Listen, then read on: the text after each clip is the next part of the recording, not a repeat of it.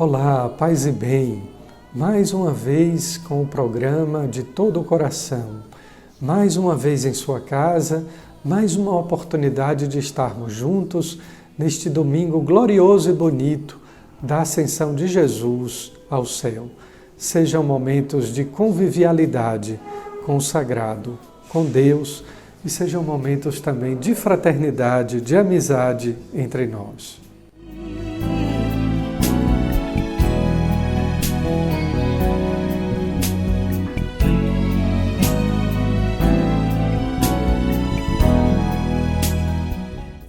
Conclusão do Evangelho de Jesus Cristo segundo Mateus. Naquele tempo, os 11 discípulos foram para a Galiléia, ao monte que Jesus lhes tinha indicado. Quando viram Jesus, prostraram-se diante dele. Ainda assim alguns duvidaram. Então Jesus aproximou-se e falou: Toda a autoridade me foi dada no céu e sobre a terra. Portanto, ide e fazei discípulos meus todos os povos, batizando-os em nome do Pai e do Filho e do Espírito Santo, e ensinando-os a observar tudo o que vos ordenei. Eis que eu estarei convosco todos os dias, até ao fim do mundo. Palavra da salvação.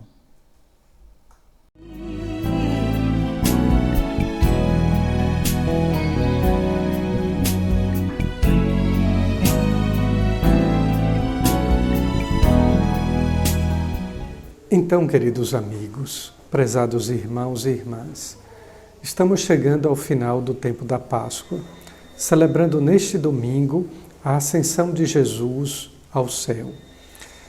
Todos os domingos nós rezamos em nossa profissão de fé, em nosso símbolo apostólico, que nós cremos que Jesus subiu aos céus, onde está sentado à direita de Deus Pai Todo-Poderoso. Pois bem, é sobre esta realidade de Jesus que sobe aos céus que nós nos dedicamos neste domingo a contemplar e a rezar o grandioso mistério da ascensão de Jesus aos céus. Jesus sobe glorioso para Deus. Ali se encontra, porque é Deus, Filho eterno do Pai, que havia no Natal se encarnado, mas que após a sua ressurreição, gloriosamente, sobe, voltando ao céu, o lugar de onde veio. De fato, é uma realidade misteriosa, que pertence somente ao âmbito divino. Nós, no máximo, fisicamente subimos quando se trata de algum voo, ou aéreo ou espacial, mas a realidade de Cristo é outra. É uma realidade espiritual e, portanto, divina. É muito interessante que no Evangelho deste domingo se diz que quando Jesus sobe aos céus, os discípulos se prostraram. De fato, não existe outra alternativa para aquele que crê senão colocar-se de joelhos diante de um Deus que parte, de um Deus que sobe, de um Deus que é eterno, ou enfim, de um Deus que é Deus. Os discípulos se prostraram, se ajoelharam, exatamente porque contemplavam o mistério de um Deus humano que viveu entre nós na terra, mas que volta para o céu a sentar-se do Pai. Diz o prefácio eucarístico que Jesus, que sobe ao céu, ele não vai para o Pai para se afastar de nossa humanidade ou de nossa humildade. Pelo contrário, ele sobe aos céus para que, através do Espírito Santo, permaneça entre nós. Mas é interessante notar duas realidades teológicas. A primeira, Jesus ressuscitado é aquele que nos dá a possibilidade de um dia ressuscitar com Ele e subir para o Pai. E a segunda é que, através da sua ressurreição, na sua ascensão aos céus, Ele abre este caminho, abre essa estrada que nos leva, que nos conduz para o Pai. Grandioso e belo mistério. Quantas coisas nós podemos perceber, rezar e aplicar em nossa vida. A primeira e mais importante é Deus ressuscitado, que vivendo a nossa condição humana, nos dá esta possibilidade de ir para o céu. Não fosse a ressurreição de Jesus, nós também não teríamos essa possibilidade gloriosa de ir para Deus, de ir para o céu.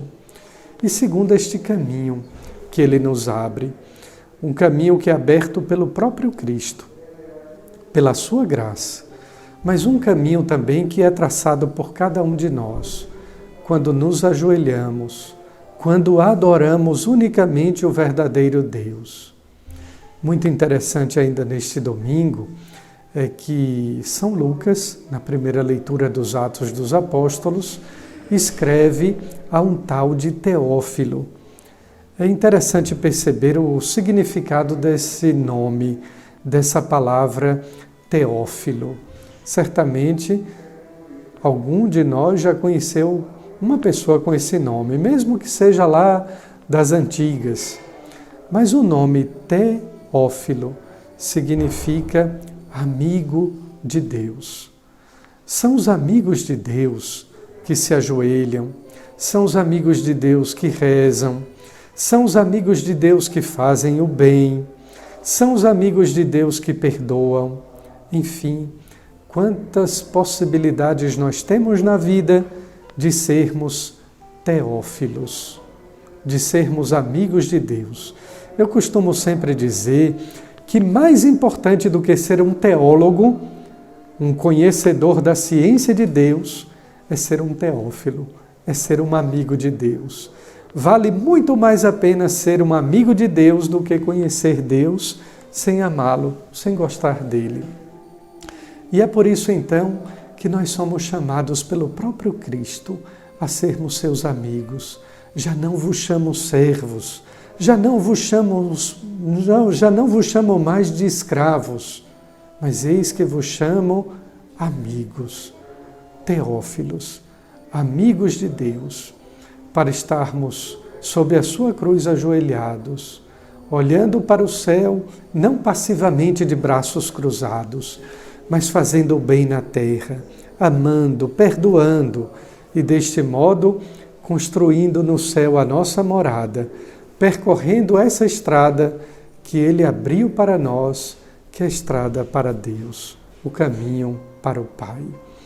Aproveitemos, portanto, desse final de semana, deste domingo tão abençoado, a Páscoa semanal de todo cristão, para que seja também um momento de reflexão, que nós pensemos quais são as estradas que nós andamos percorrendo, quais são os caminhos que nós estamos trilhando, para onde é que nós estamos indo? Para o alto? Os nossos corações estão no alto, mas para onde é que nós estamos encaminhando a nossa vida? No mundo do trabalho, no mundo acadêmico, nesse mundo tão doloroso, difícil, marcado pela pandemia. Para onde é que nós estamos indo? Para o alto? Para Deus? Para o céu? Ou estamos perdidos, caminhando em tantas ou em todas as direções? Que o Espírito Santo nos ilumine, nos conduza e nos aponte o caminho certo, a estrada verdadeira que nos leva para o Pai.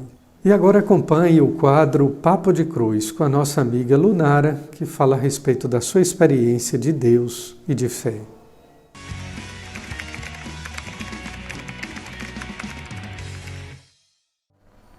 Oi, gente! Olha eu aqui mais uma vez para mais um Papo de Cruz junto com vocês, para a gente falar aquilo que a gente sabe que precisa saber, mas parece que não entra na nossa cabeça. Tudo na nossa vida precisa passar pela cruz. Tudo na nossa vida precisa estar em plena concordância com o sacrifício vivido na cruz por Cristo. Então, hoje eu quero falar uma coisa a vocês muito importante que Deus vem falando ao meu coração. Jesus, ele é especialista em recomeços. Ele consegue recomeçar, ele consegue dar um novo start.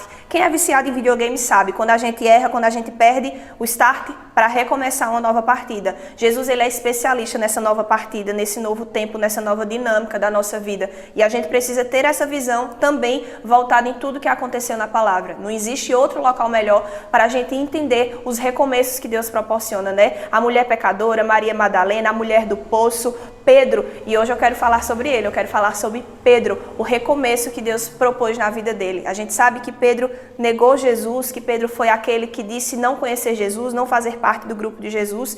E a primeira pergunta que eu faço a você é: quantas vezes você tem negado Jesus na sua rotina, na sua vida, na sua história? A gente acha que negar Jesus é só de fato dizer, não, eu não creio, eu não acredito, não, eu não concordo com determinada coisa da palavra, mas a gente nega Jesus nas nossas atitudes diárias, nas nossas omissões diárias. E aqui, no Evangelho de João, no capítulo 21 e no versículo 15, tem a passagem em que Jesus pergunta a Simão, Simão, filho de João, tu me amas mais do que estes? E ele lhe respondeu, sim, Senhor, tu sabes que eu te amo. Jesus lhe disse, apacenta meus cordeiros. E pela segunda vez Jesus perguntou, Pedro, tu me amas? Sim, Senhor, disse ele, tu sabes que te amo.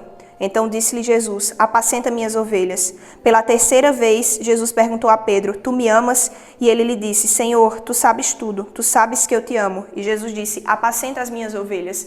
Pedro, ele era a pessoa que havia traído, era a pessoa que havia entregue, e nesse momento Jesus fazia um pedido todo especial a ele, apacenta minhas ovelhas. Isso significava que Jesus estava dando uma nova visão, uma nova perspectiva. Jesus estava ali rasgando a página do erro, do passado, dos fatos que estragaram, na visão de Pedro, a vida de vivência do evangelho dele, para um novo começo, apacentar as suas ovelhas. E quem é Pedro hoje, né? A nossa pedra da igreja, o nosso primeiro papa, aquele que deu origem à nossa igreja. E eu quero dizer a você hoje uma coisa especial. Não importa o erro que foi cometido, não importa o deslize, não importa a sua fraqueza, Jesus, ele é especialista em recomeços na nossa história. Acredite que ele é aquele que refaz tudo, ele é capaz de refazer todas as suas falhas.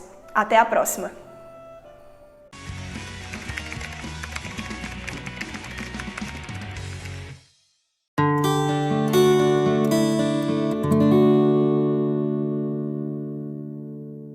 A todos a minha saudação fraterna de paz e bem.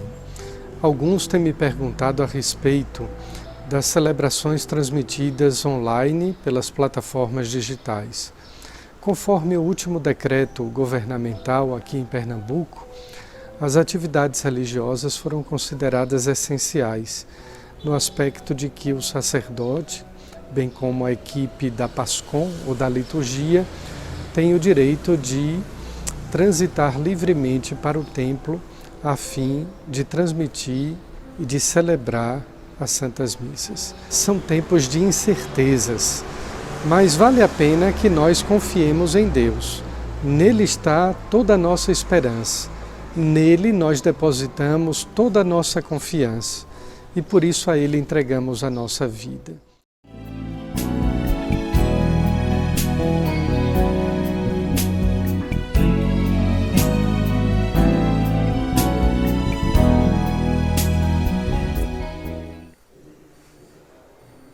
Um tempo difícil pelo qual toda a humanidade está atravessando.